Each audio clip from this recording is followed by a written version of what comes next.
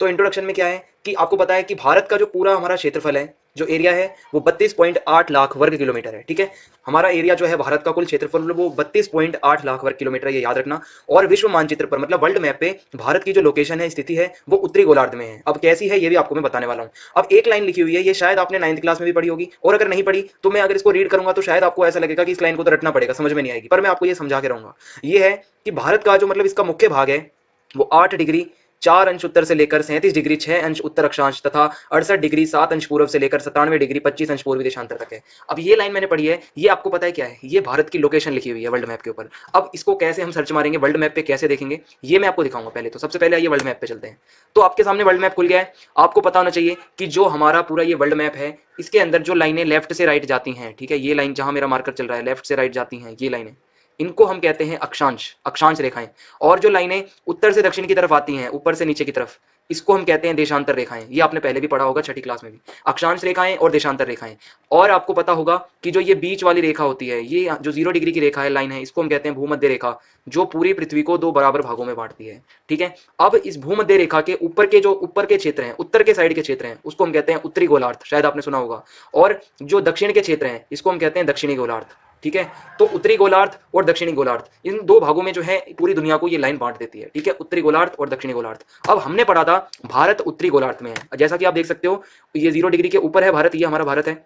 तो 0 डिग्री के ऊपर है मतलब ये उत्तर में है, उत्तर की साइड में, तो उत्तरी गोलार्ध में आता है, ये तो क्लियर हो गया होगा आपको। अब इसकी लोकेशन देखते हैं। मैंने आपको बता दिया अक्षांश वो रेखाएं होती है जो लेफ्ट से राइट आती हैं, जो आप देख सकते हो, और देशांतर ऊपर से नीचे आती हैं। अब हम देखेंगे कि इसका जो ये भारत का भाग है, ये कहां पे, भारत कहां पर स्थित है।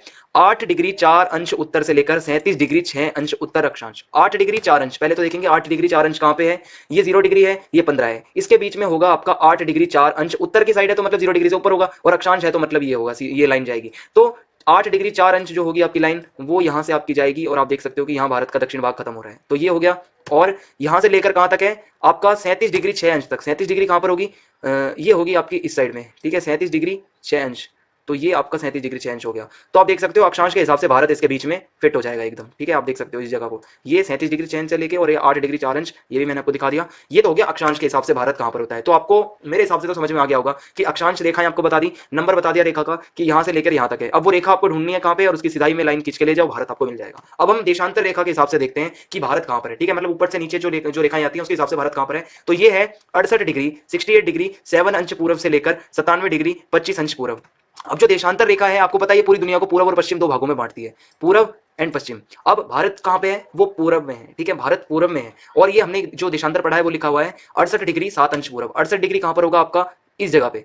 तो 68 डिग्री को हम यहां पर लेके आएंगे सीधा खींचते हुए, तो आप देखोगे इस तरह से ये आ जाएगा। ठीक है, और मतलब भारत का एक कोना कवर हो गया 68 डिग्री 7 अंश से लेकर 97 डिग्री 25 अंश पूर्व। अब 97 डिग्री कहां पर होगा आपका, ये लाइन को भी हम ऐसा ही सीधा ले आएंगे, तो ये ऐसा होता हुआ और ये लाइन ऐसे आ जाएगी, और ये इसके बीच में फिर भारत आ जाएगा। मतलब भारत की लोकेशन हमने ज्ञात कर ली। ठीक है, 8 डिग्री 4 अंश से लेकर, और हमने जो है 37 डिग्री 6 अंश पहले हमने अक्षांश देखा, उसके बीच में भारत आ गया। अब देशांतर के हिसाब से अगर हम देखने गए तो हमने देखा 68 डिग्री 7 अंश पूर्व से लेकर और 97 डिग्री 25 अंश पूर्व तक ये हमारा भारत था। तो इसके बीच में भारत की लोकेशन आ गई। अब आपको अगर कोई मैप पे बोलेगा कि भारत आपको ढूंढना है, तो आप इन लाइनों के अनुसार आराम से भारत को ढूंढ सकते हो। अगर आपको ना पता हो, सिर्फ आपको ये पता होगा ना ये कितने कितने डिग्री पर है, तो आप इसको लाइन को खींच के भी भारत उसके बीच में आ जाएगा। तो अब मैं मानता हूं कि आपको ये समझ में आ गया होगा।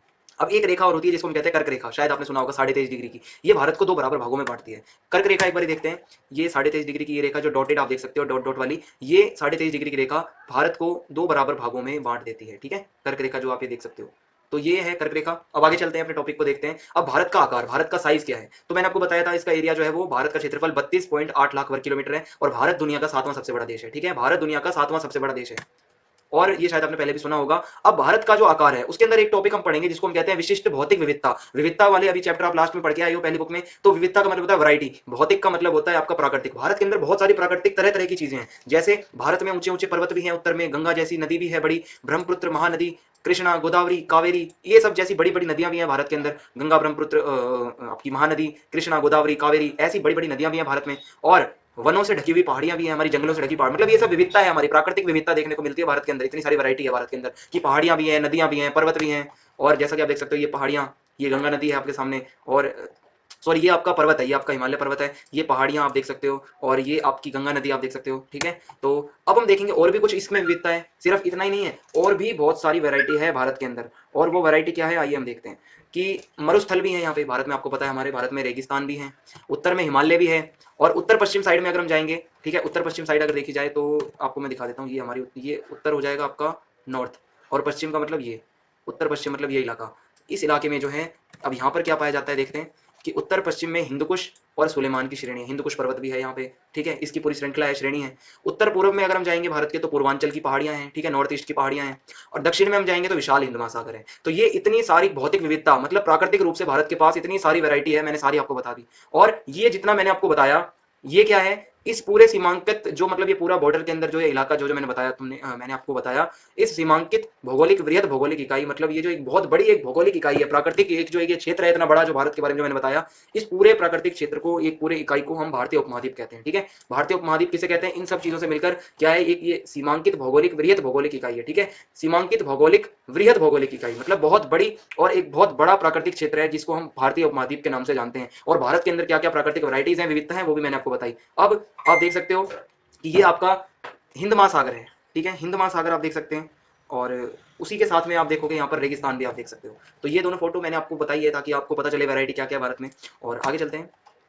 अब भारतीय उपमहाद्वीप जो है उसके अंदर क्या क्या आता है, महाद्वीप तो आपको पता है एशिया है, अब भारतीय जो उपमहाद्वीप है वो क्या है, महाद्वीप का एक छोटा भाग, ठीक है। भारतीय उपमहाद्वीप में क्या क्या आता है, पाकिस्तान, नेपाल, भूटान, बांग्लादेश और भारत, ये सब मिलकर क्या बनाते हैं, भारतीय उपमहाद्वीप बनाते हैं। तो ये भारतीय उपमहाद्वीप में शामिल देश हैं।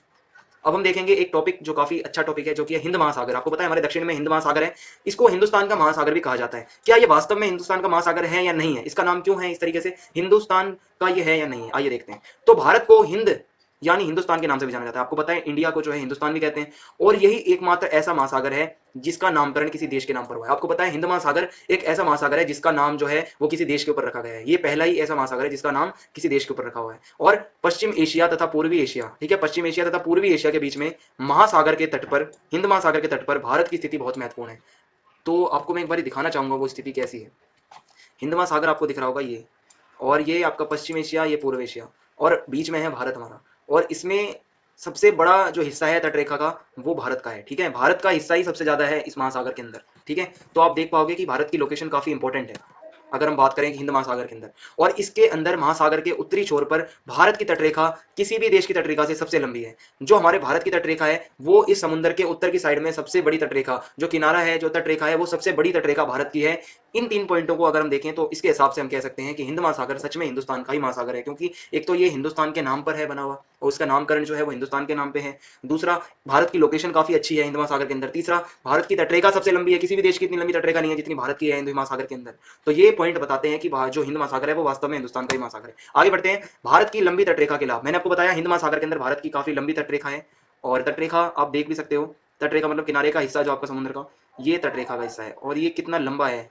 और पूरे हिंद महासागर में आप देख सकते हो सबसे लंबी तटरेखा जो है वो किसकी है, भारत की है। तो इसके लाभ क्या होते हैं भारत को, इतनी लंबी तटरेखा, समुद्री इलाका इतना सारा है अगर भारत के पास, तो इसके लाभ क्या क्या है। पहला, बंदरगाह का विकास कर सकते हैं हम, ठीक है, जो बंदरगाह होते हैं उनको बना सकते हैं हम इस तटरेखा की। लाभ, एक सबसे बड़ा लाभ है कि बंदरगाह का विकास कर सकते हैं, क्योंकि बंदरगाह के विकास के लिए एक लंबी तटरेखा होना बहुत जरूरी है। तो भारत में ऐसी अनुकूल दशा उपलब्ध है जिसके कारण क्या होता है, रोजगार में भी सृजन होता है, रोजगार भी बढ़ता है, ठीक है। जब बंदरगाह वगैरह का विकास होगा तो मजदूरों की भी जरूरत पड़ेगी, तो इससे रोजगार का भी जो है सृजन होगा। दूसरा, व्यापार के लिए उपयोगी जलमार्ग उपलब्ध करवाती है। अब ये भारत की इतनी लंबी तटरेखा है, आप देखोगे, मैं आपको मैप में दिखाना चाहूंगा कि इतनी लंबी तटरेखा है। व्यापार करना है अफ्रीका से तो हमें जलमार्ग मिल जाएगा हिंद महासागर से, ठीक है, यहाँ से। व्यापार करना है ऑस्ट्रेलिया से, हम जा सकते हैं। व्यापार करना है यूरोप से, हम यहाँ से जा सकते हैं। तो ये क्या है, व्यापार के लिए एक अच्छा जलमार्ग उपलब्ध करवाती है लंबी तटरेखा। और अफ्रीका और औद्योगिक दृष्टि से विकसित यूरोप, संपन्न पश्चिम एशिया, दक्षिण पूर्वी एशिया, चीन, जापान, ऑस्ट्रेलिया, अमेरिका और पश्चिमी तट को जोड़ने वाले जितने भी जलमार्ग हैं उनसे भारत से होकर जो है ये गुजरते हैं, मतलब भारत से होकर गुजरते हैं जितने भी मार्ग हैं। मान लो ऑस्ट्रेलिया को जाना है यूरोप की साइड में तो वो हिंद महासागर से होते हुए जाएगा। आप देखोगे कि हमें अब अमेरिका को जाना है ऑस्ट्रेलिया में तो वो भी हिंद महासागर में एंटर जरूर करेगा, अफ्रीका को जाना है तो वो भी हिंद महासागर में एंटर जरूर करेगा, यूरोप को जाना है वो भी एंटर जरूर करेगा। तो ये एक ऐसा मतलब ये हिंद महासागर जो है, ये इसकी भारत की जो लंबी तटरेखा है, ये सभी जो बड़े बड़े महासागरीय जलमार्ग हैं वो भारत से होकर हमारे गुजरते हैं, ठीक है। भारत की लोकेशन काफी अच्छी है कि बड़े बड़े जो जलमार्ग हैं व्यापार वाले वो भारत से होकर ही गुजरते हैं। तो आपको समझ में आ गया होगा भारत की लंबी तटरेखा के क्या क्या लाभ हैं उसे। और क्षेत्रफल के आधार पर भारत संसार का 7वां बड़ा देश है। बाकी के कौन कौन से आइए देखते हैं। भारत से जो मतलब पहले के देश हैं, सबसे पहले नंबर पे तो रूस आता है, क्षेत्रफल में सबसे बड़ा देश है। फिर चाइना है, चीन जिसे कहते हैं, फिर कनाडा, फिर संयुक्त राज्य अमेरिका, और फिर ऑस्ट्रेलिया, और फिर ब्राजील, और 7वें नंबर पर हमारा भारत आता है, ठीक है। तो ये 7 देश आपको मैंने बताया दुनिया के सबसे बड़े, जिसमें 7वें नंबर पर हमारा भारत आता है। और अब एक क्वेश्चन ऐसा भी आता है कि अरुणाचल प्रदेश और गुजरात के टाइम के बीच में, मतलब गुजरात के बीच में क्या है कि उनके टाइम में 2 घंटे का फर्क है। ठीक है, जो अरुणाचल प्रदेश और गुजरात के टाइम के बीच में 2 घंटे का फर्क है। अब वो फर्क क्यों आता है, आइए देखते हैं। कि अरुणाचल प्रदेश आपको पता है पूर्व साइड में, बिल्कुल पूर्व के कोने में है भारत के, और गुजरात आपका पश्चिम के कोने में है। तो अरुणाचल प्रदेश और गुजरात के बीच में लगभग 30 डिग्री, यानी आपके 2933 किलोमीटर का देशांतरी अंतर है। 30 डिग्री का अंतर होगा, अगर देशांतर का अंतर होगा इस